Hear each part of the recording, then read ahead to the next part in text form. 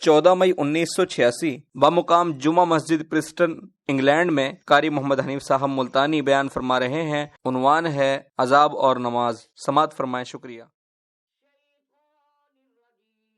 شیطان الرجیم، بسم اللہ الرحمن الرحیم، فی جنات یتساءلون عن المجرمین ما سلککم فی سقر قالوا لم نک من المصلین ولم نک نطعم المسکین وَكُنَّا نَخُوضُ مَعَ الْخَائِضِينَ وَكُنَّا نُكَذِّبُ بِيَوْمِ الدِّينِ حَتَّى أَتَانَا الْيَقِينُ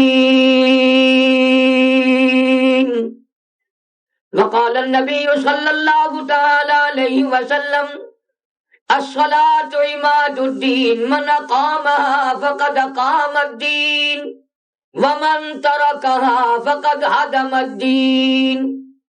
صدق اللہ مولانا العلی العظیم وصدق رسولہ النبی الکریم ونحن على ذلك لمن الشاہدین والشاکرین والحمد للہ رب العالمین۔ درود پاک۔ اللہم صل علی محمد وعلی آل محمد کما صلیت علی ابراہیم وعلی آل ابراہیم انک حمید مجید۔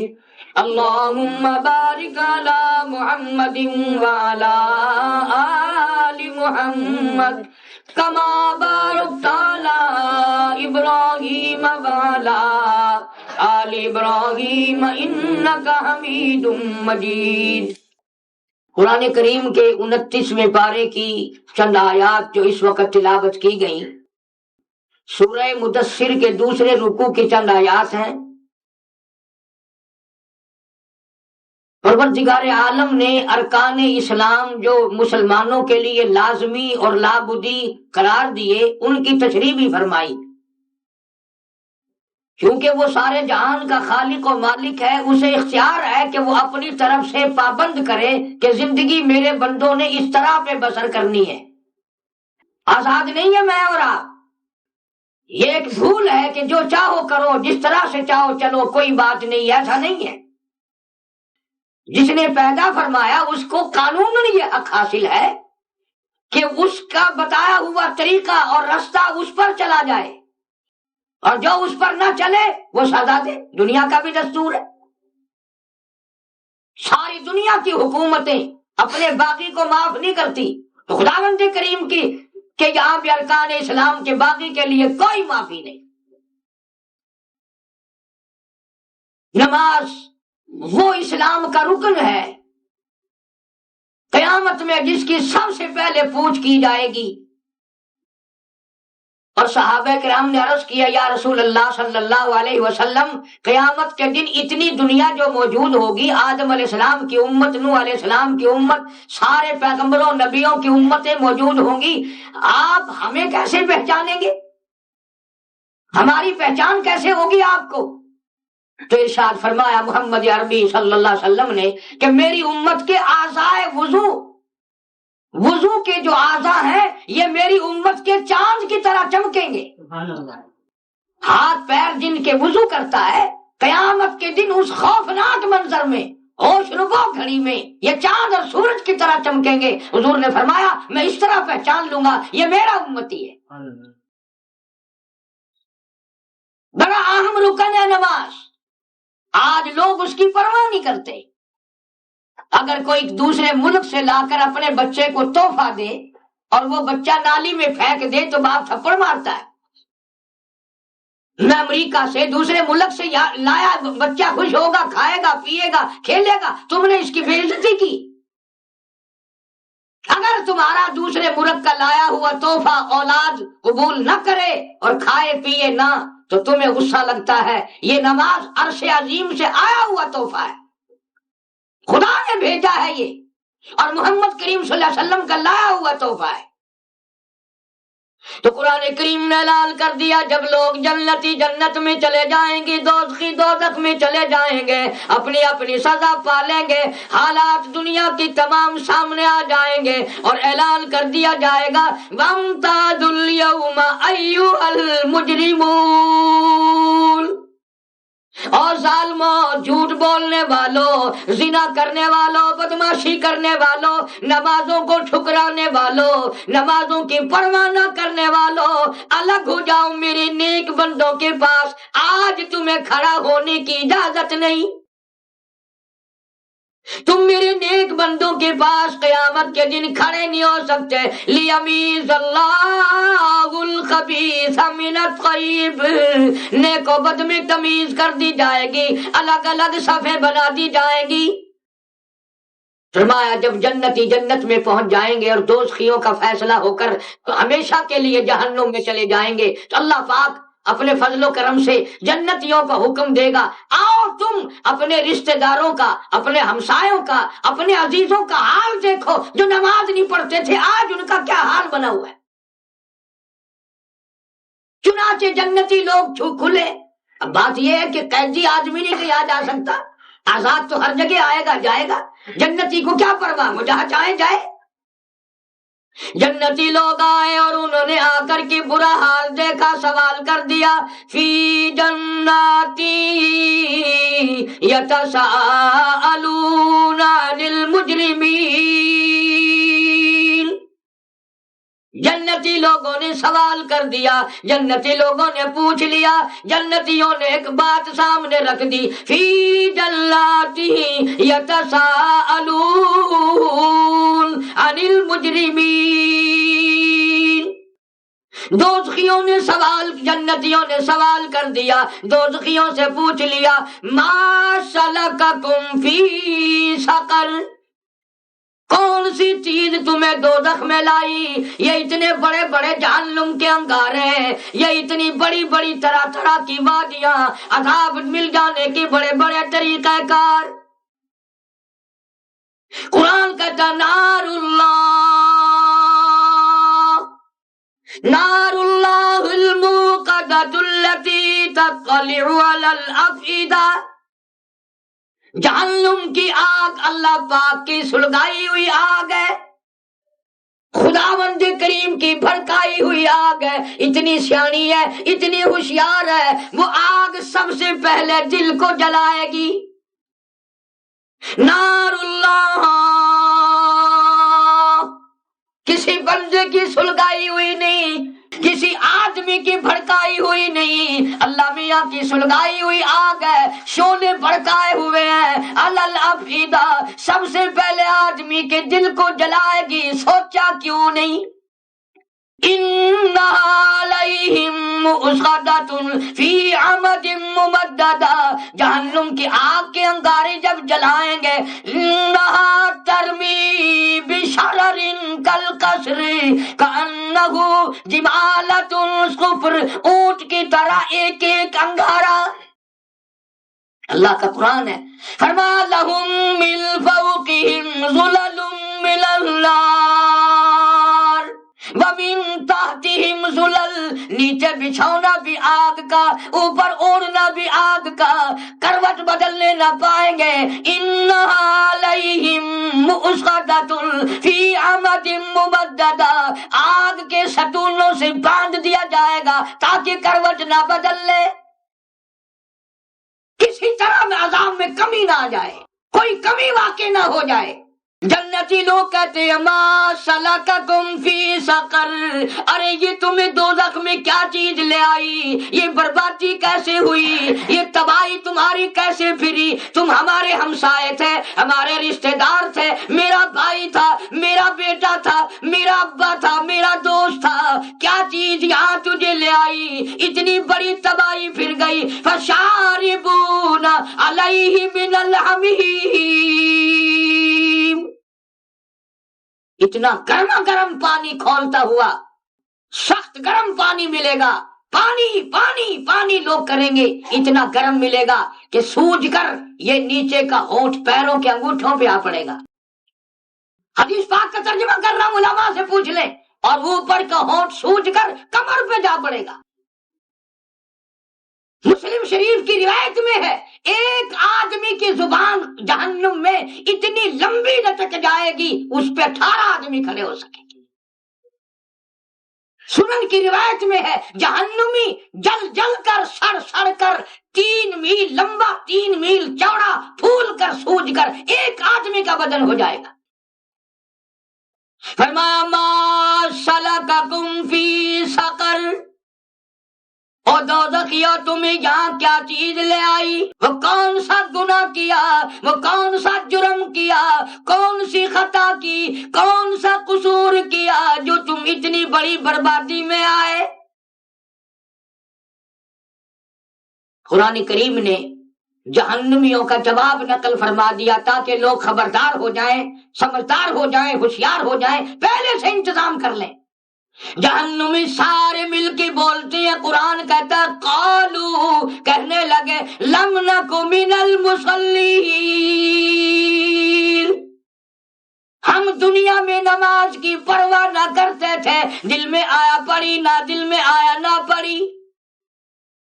سب سے بڑا جرم، سب سے بڑا گناہ، سب سے بڑی خطا جو ہماری تھی وہ یہ تھی لم نک من المصلین، ہم نمازی نہیں تھے، ہم بے نمازوں میں رہتے تھے۔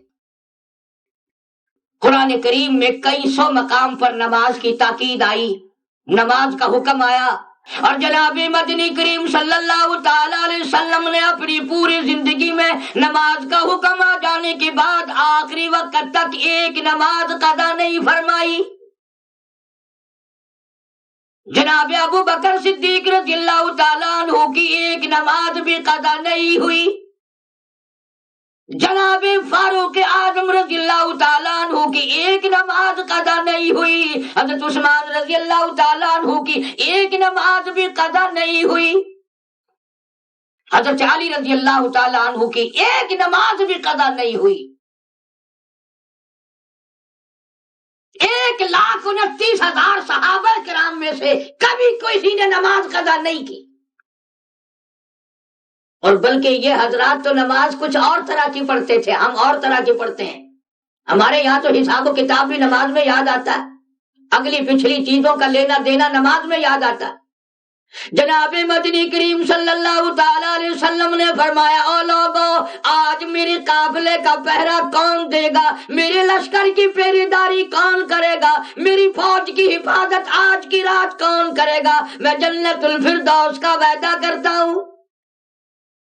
آپ صلی اللہ علیہ وسلم نے فرمایا کون ہے آج میرا لشکر جو رات کو ٹھہرے گا، اس کی حفاظت کون کرے گا، اس کی پہرے داری کون کرے گا، اس کی رات کو خیال کون کرے گا؟ جو ایسا کرے گا میں جنت الفردوس کا وعدہ کرتا ہوں۔ صحابہ کرام حضور کریم صلی اللہ علیہ وسلم کی زبان پر یقین کرتے تھے، مرتے تھے وہ لوگ یقین کرتے کرتے۔ دونوں انصاری نوجوان اٹھے اور کہنے لگے کالی کملی والے ہم پہرے داری کریں گے۔ دونوں نے اپنے ذمہ رات کی حفاظت لشکر کی لے لی، پہرے داری کرنے لگے۔ آپس میں دونوں کہتے ہیں کہ جی اگر یوں ہی جاگتے رہے تو کیا فائدہ ہوگا، ایک تھوڑا آرام کر لے، ایک جاگتا رہے۔ اور جو جاگا اس نے بھی کہا یوں ہی خامخواہ جاگنے سے کیا فائدہ، میں نماز کی نیت باندھ کر قرآن پڑھوں۔ صحابہ کو اپنی ایک ایک منٹ کی زندگی کی قیمت معلوم تھی، ایک ایک سانس کی قیمت معلوم تھی، ایک ایک رات کی قیمت کا پتہ تھا، ایک ایک دن کی قیمت کا پتہ تھا۔ صحابہ انہیں معلوم تھا کہ یہ زندگی جب چلی جائے گی پھر دوبارہ نہیں آیا کرتی، اس لیے قرآن کہتا ہے یوم یفر المرء من اخیہ وامہ وابیہ وصاحبتہ وبنیہ۔ اماں ابا بیوی اولاد کوئی بھی قیامت کے دن کسی کا اپنا بننے کو تیار نہیں۔ کون بنے؟ صحابہ کرام کو اپنی زندگیوں کی قیمت معلوم تھی. جس نے جاگنے کی ذمہ داری لی اس نے کھڑا ہو کر نماز کی نیت باندھی, قرآن کریم کی تلاوت شروع کر دی. اللہ اکبر. دشمن نے دیکھا کہ چوکیدار نے نیت باندھ رکھی ہے, تیر مارا, کمر میں لگا, دوسرا تیر مارا, تیسرا تیر مارا. نماز کی نیت باندھے ہوئے ہے, قرآن پڑھ رہا ہے, تیر لگنے کا پتہ ہی نہیں چلتا, تیر لگنے کا کوئی پتہ نہیں. جو ساتھی نیچے سویا ہوا ہے برابر میں, تازہ لہو بہ کر جب اس کے نیچے پہنچا سوتے ہوئے کے, اس کی آنکھ کھلی اور خدا کے بندے نماز ختم کر, دشمن آ گیا. اس نے جب نماز ختم کی تو کہنے لگا تیری کمر میں تیر لگے ہوئے. انہوں نے کہا جب سلام پھیرا تھوڑا تھوڑا درد اب معلوم ہوا مجھے. تو دیکھی نماز صحابہ کی, تھوڑا تھوڑا اب درد معلوم ہوا. انہوں نے کہا تین تیر چبھے ہوئے ہیں, کمر میں لگے ہوئے ہیں, میں نکال لوں کہ نکال. وہ جب نکالنے لگا تو کہا یار لگنے کا تو پتہ نہیں چلا, اب تو تکلیف ہو رہی ہے, ایسا کر میں پھر نیت باندھتا ہوں, قرآن پڑھوں گا, تو میرا قیمہ بنا دینا, مجھے نہیں پتہ چلے گا. پھر نیت باندھی, وہ تینوں تیر نکالے, پھر صحابی نے نماز ختم کی. تو صحابہ اس طرح کی نماز پڑھتے تھے, اور آج ہم لوگ جو ہیں وہ کسی طرح کی بھی نہیں پڑھتے. بعض بدبخت تو بلکہ پڑھتے ہی نہیں کہ صاحب ہم تو پیروں کو ماننے والے ہیں, ہمیں نماز کیا کہے گی, ہم تو معرفت والے ہیں, ہم تو حقیقت والے, ہم تو طریقت والے. یہ سارے شیطانی فریب ہے, شیطانی دھوکے. اس لیے قرآن کریم کہتا جہنمیوں نے خود اقرار کیا, اعتراف کیا, قالوا لم نکو من المصلین. او جنتیوں تم مسجد میں جایا کرتے تھے, ہم گھروں میں بیٹھے رہتے تھے, تم نماز جا کے پڑھا کرتے تھے, ہم کنجریوں کے گانے سنا کرتے تھے. قالوا لم نکو من المصلین. پہلا جرم, پہلا گناہ, پہلی خطا قصور ہمارا یہ, او جنتیوں ہم نماز نہیں پڑھتے تھے. علامہ سید عبد القادر جیلانی محبوب سبحانی رحمت اللہ علیہ, پیران پیر جن کو سارا جہان کہتا ہے, اپنی کتاب غنیت الطالبین میں صفحہ 1059 سے لے کر آگے پڑھ کر دیکھیے 4-5 صفحے, صاحب صاحب لکھتے ہیں جس نے جان بوجھ کر ایک نماز قضا کر دی فنکاحها باطل, نکاح اس کا ٹوٹ گیا. اولادها حرام, اولاد اس کی حرام کی پیدا ہوگی. سید عبد القادر جیلانی رحمت اللہ علیہ کہتے ہیں اذا ماتا, جب بھی نماز مر جائے, لا یغسل لہ, اسے غسل دینے کی ضرورت نہیں, ولا یکفن لہ, اسے کفن پہنانے کی کوئی ضرورت نہیں, ولا یدفن لہ فی مقابر المسلمین, اس کو مسلمانوں کی قبرستان میں دفن نہ کرو, کہیں اس کی وجہ سے دوسرے مردوں پہ خدا کا قہر نہ آ جائے. اللہ والے نے لکھا ہے, اللہ والے لکھتے ہیں, بزرگان دین کی بات کر رہا ہوں, ہم بھی پیروں کو مانتے ہیں. کیا بات کہی اللہ والے نے, فیصلہ ہی کر دیا. وہ مسلمان نہیں جو نماز کی پرواہ نہ کرے.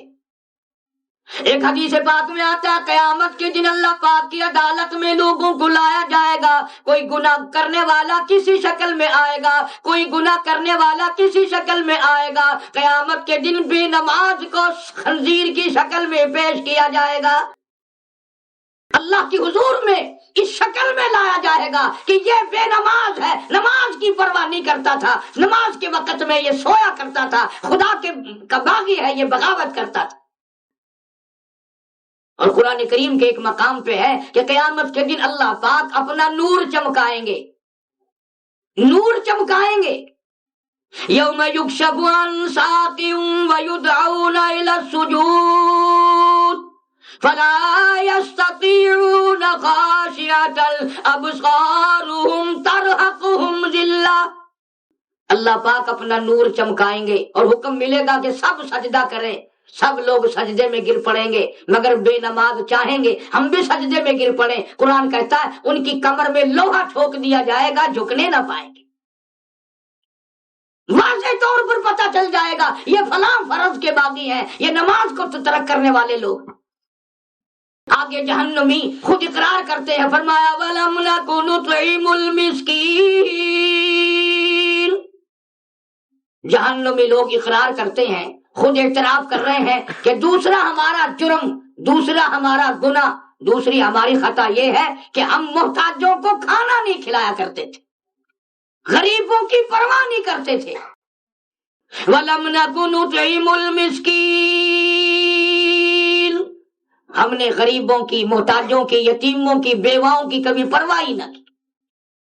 جناب رسول کریم سب کا جو صلی اللہ علیہ وسلم کی ذات اقدس تشریف فرما ہے، صحابہ کرام کا مجمع ہے، بہت بڑا مجمع صحابہ کا بیٹھا ہوا ہے۔ ایک مسافر آیا، کافر ہے، بوڑھا ہے، حضور کی خدمت میں آ کے کہنے لگا میں آپ کو نبی بھی نہیں مانتا، پر میں مسافر ہوں، گھر میرا دور ہے، عمر کا کافی ہوں، عمر رسیدہ ہوں، میں سوال کرتا ہوں، مجھے سواری دے دو، میں اپنے گھر سواری پہ سوار ہو کر میں گھر پہنچ جاؤں گا، آپ مجھے سواری دے دیں۔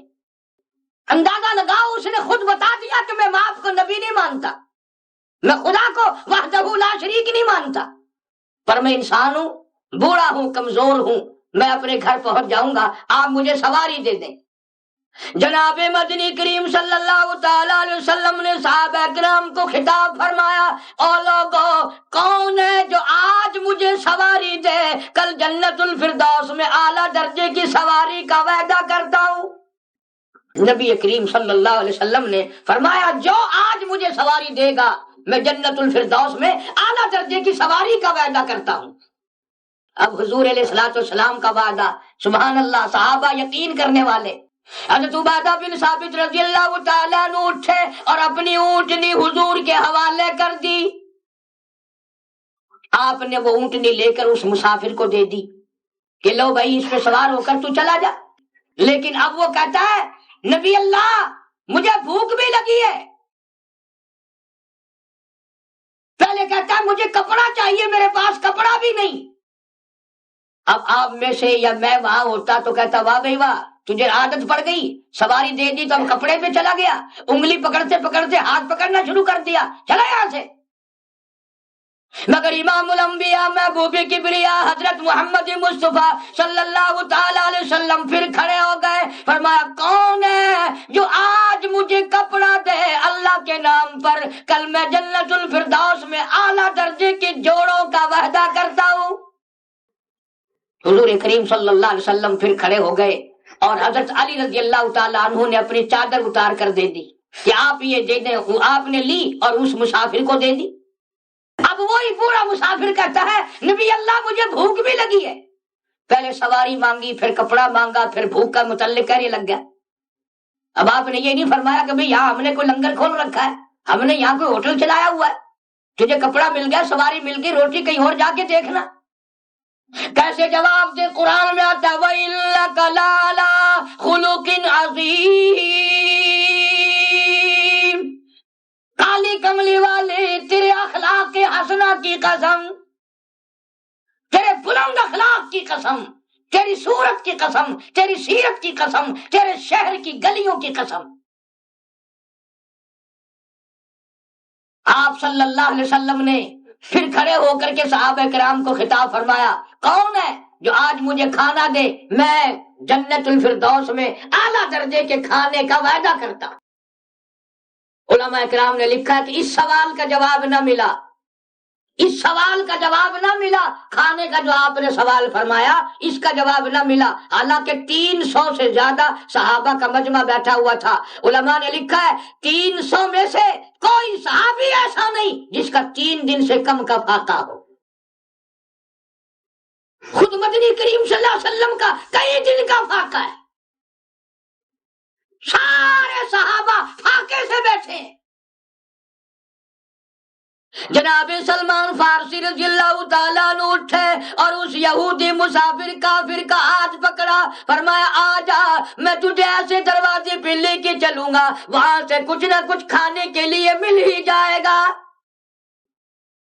اس مسافر کو لے کر سلمان فارسی رضی اللہ تعالیٰ عنہ سیدہ فاطمہ الزہرا رضی اللہ تعالیٰ عنہ کے دروازے پہ لایا اور آ کر کے آواز دیا اہل بیت رسول اللہ، سیدہ فاطمہ الزہرا مسافر ہے، بھوکا ہے، کھانا کھلانا ہے، اللہ نام پہ سوال ہے۔ اندر سے آواز آئی، آج 4 دن کے فاقے نے حسنین کریمین کی شکلیں بدل دی۔ 4 دن کا فاقہ ہے محمد عربی صلی اللہ علیہ وسلم کی بیٹی کے گھر میں۔ جب واپس ہونے لگے اندر سے آواز آئی، میرے دروازے سے بھوکا نہ جائے، میری یہ چادر لے لو اور شمور یہودی کے پاس جا کر گروی رکھ دو، اس سے غلہ لے آؤ، میں پیس پکا کر کھلا کے بھیجوں گی، پیغمبر کی بیٹی کے دروازے سے بھوکا خالی نہ جائے۔ چنانچہ جب وہ چادر لے کر کے وہاں پہنچے تو یہودی غلہ بھی تولتا جاتا ہے اور روتا بھی جاتا ہے، گروی دے رہا ہے، رو رہا ہے۔ پوچھا کیا بات ہے، تو کیوں رویا؟ کہنے لگا میری توریت میں موجود ہے، آخر الزمان پیغمبر کی بیٹی ایک بھوکے کا پیٹ بھرنے کے لیے اپنے سر کی چادر اتار کر گروی رکھ دے گی، یہودی کے پاس گروی رکھ دے گی۔ وہ یہودی میں نکلا، میرا مقدر آج وہ یہودی میں بنا، اور یہ چادر آ گئی جو میری توریت میں تھی۔ غلہ تولنے کے بعد سلمان فارسی کو کہنے لگا دیر نہ لگا، مجھے جلدی دربار رسالت میں لے چل، اور کہتا کہ چلو ڈھونڈے غلاموں کو، چلو ڈھونڈے غلاموں کو، شہنشاہ کر دیا جس نے زمانے بھر کے غلاموں کو، آقا کر دیا جس نے۔ اگر تم چاہتے ہو کہ امن ہو سارے زمانے میں تو پھر یہ دولت ہے پوشیدہ محمد کے خزانے میں۔ حضور کریم صلی اللہ علیہ وسلم نے فرما دیا آؤ کھانا کھا کے جاؤ، پریشان ہو کر کے نہ جاؤ۔ تو جہنمیوں نے اقرار کیا وَلَمْ نَكُ نُطْعِمُ الْمِسْكِينَ۔ پہلا جرم یہ کہ ہم نماز نہیں پڑھتے تھے، اور دوسرا جرم یہ ہے، دوسری خطا یہ ہے، دوسرا گناہ یہ ہے کہ ہم غریبوں کی پرواہ نہیں کرتے تھے، کبھی نیچے طرف ہماری نگاہ گئی ہی نہیں۔ اور آگے کہتے ہیں وَكُنَّا نَخُوضُ مَعَ الْخَائِضِينَ۔ دوسری لوگ اپنا تیسرا گناہ بتا رہے ہیں، اپنا تیسرا جرم بتا رہے ہیں کہ ہم دیندار لوگوں کا، نمازیوں کا، قرآن والوں کا مذاق اڑایا کرتے تھے۔ وَكُنَّا نَخُوضُ مَعَ الْخَائِضِينَ۔ ہم تمسخر اڑایا کرتے تھے، ہم مذاق کیا کرتے تھے، داڑھی کا، نماز کا، مسلمانوں کا، قرآن پڑھنے والوں کا ہم مذاق کیا کرتے تھے۔ یہ کافی سارے قرآن کے حافظ بیٹھے ہیں، عالم بیٹھے ہیں، آپ ان سے پوچھ لینا 18واں سپارہ ہے، 18واں سپارہ سورۃ مومنون ہے۔ جہنمی ہزاروں لاکھوں برس جہنم میں یہ آواز لگائیں گے ربنا غلبت علینا شقوتنا وکنا قوما ضالین۔ الہی بدبختی نے ہم کو مارا، تقدیر نے مارا، گمراہی نے مار دیا۔ الہی مصیبت میں آ گئے، ربنا فاغفر لنا وارحمنا وانت خیر الراحمین۔ مولا تو بڑا کریم ہے، تو بڑا رحیم ہے، معاف کر دے یا اللہ، معاف کر دے، ہم بھول گئے تھے، ہم مقدروں نے مار دیے تھے، لوگوں نے ہمیں برگلا دیا تھا، لوگوں کو دیکھ دیکھ کر کے بھولے رہے۔ تفسیر ابن کثیر اٹھا کر دیکھو، بیان القرآن میں پڑھ کر کے دیکھو، لاکھوں برس تک اسی طرح چیخیں گے، بجائے معافی ملنے کی آواز آتی ہے اخسؤوا فیہا ولا تکلمون۔ خبردار بکواس نہ کرو، چپ ہو جاؤ، اخسؤوا فیہا ولا تکلمون، تمہیں کلام کرنے کی اجازت نہیں، خبردار اگر تم نے اف کی چپ کر جاؤ۔ ایک حدیث میں آتا ہے 18,000 برس تک لوگ روئیں گے یا اللہ یا اللہ معافی دے، معافی دے، رحم کر، کرم کر، آواز آتی ہے ولا تکلمون، خبردار بکواس کرنے کی تمہیں اجازت نہیں ہے۔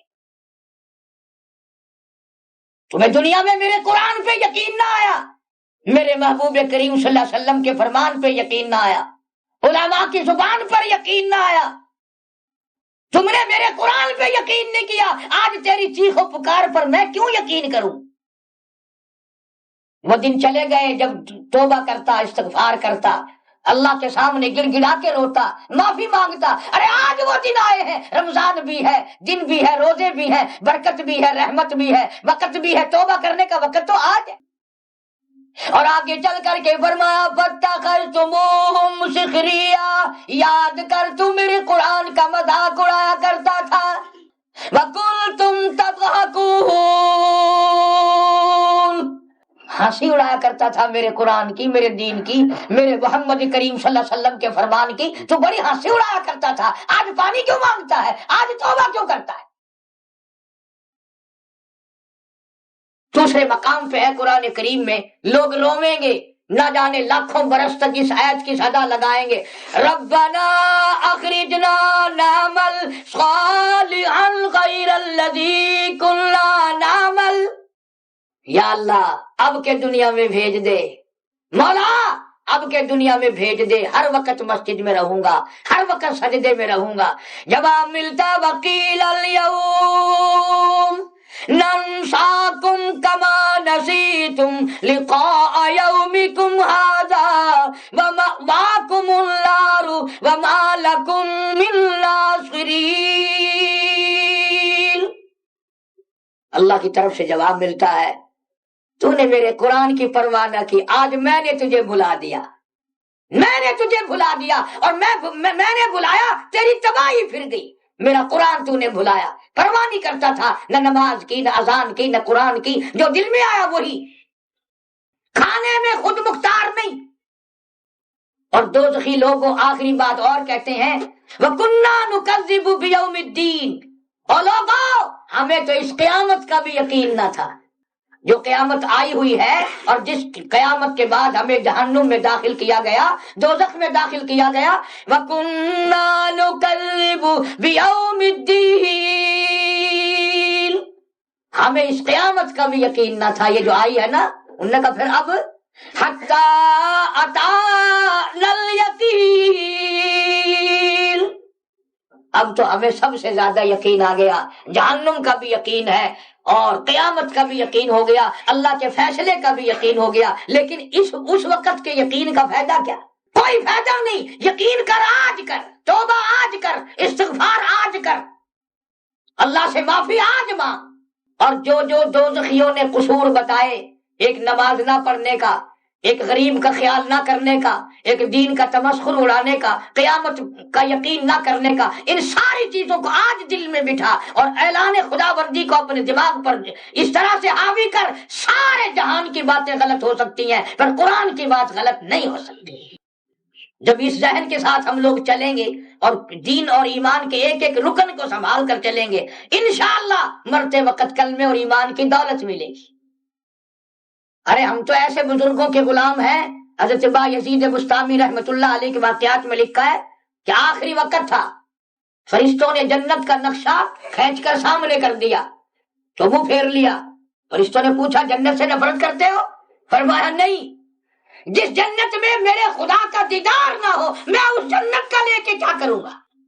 ایسے عاشق تھے اللہ والے دیدار الہی کے، قرآن کا عشق، درود پاک کا عشق، کلمہ پاک کا عشق جو ہے نا، جس کو لگ گیا اسی کو پتہ چلتا ہے، دوسرا تو ان باتوں کو سمجھ ہی نہیں سکتا۔